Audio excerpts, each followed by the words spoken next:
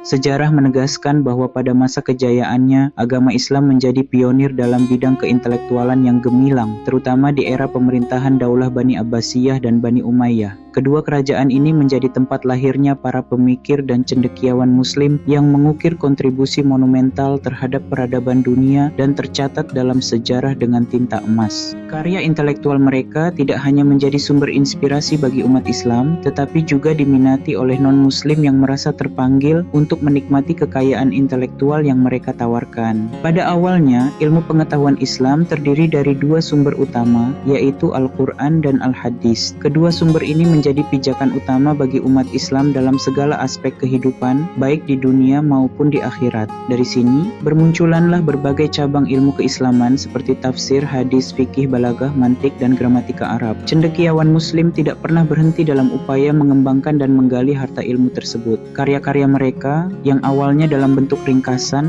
berkembang menjadi tulisan yang lebih terperinci dan bahkan melahirkan karya-karya telaah yang mendalam. Prestasi ini bukanlah hal yang mengherankan, karena banyak cendekiawan yang mampu menghasilkan puluhan bahkan ratusan karya tulis. Tak kalah mengagumkan adalah ketekunan para cendekiawan Muslim dalam memperluas cakrawala ilmu, tidak hanya dalam bidang agama, tetapi juga dalam ilmu umum atau sains. Di bidang sains, cendekiawan Muslim juga menorehkan sejarah gemilang. Banyak pakar sains lahir dari kalangan Muslim yang menghasilkan karya-karya monumental untuk memajukan peradaban manusia, seperti Ibnu Sina dan Ar-Razi dalam bidang kedokteran, Al-Khawarizmi dan Umar Al-Hayyan dalam matematika, serta Jabir Al-Hayyan dan Zakaria Al-Razi dalam bidang kimia. Mereka adalah contoh pemikir sains Islam yang karyanya menjadi rujukan di dunia barat. Salah satu karya terkenal adalah Al-Qanun fit Tibb karya Ibnu Sina yang menjadi buku wajib di beberapa universitas Eropa selama berabad-abad.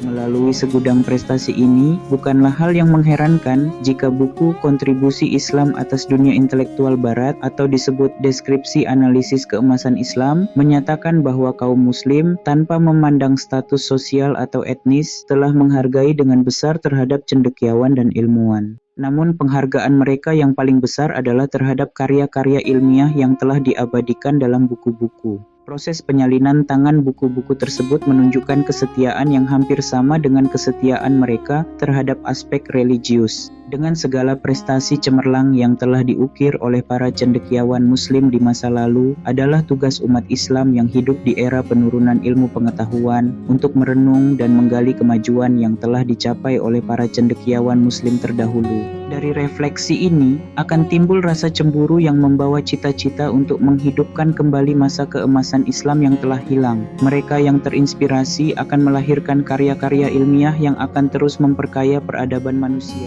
Dengan berkarya, ilmu pengetahuan akan terus berkembang dan diperbarui. Semoga kita semua menjadi bagian dari mereka yang mampu melahirkan karya-karya ilmiah untuk kemajuan umat manusia. Wallahu a'lam.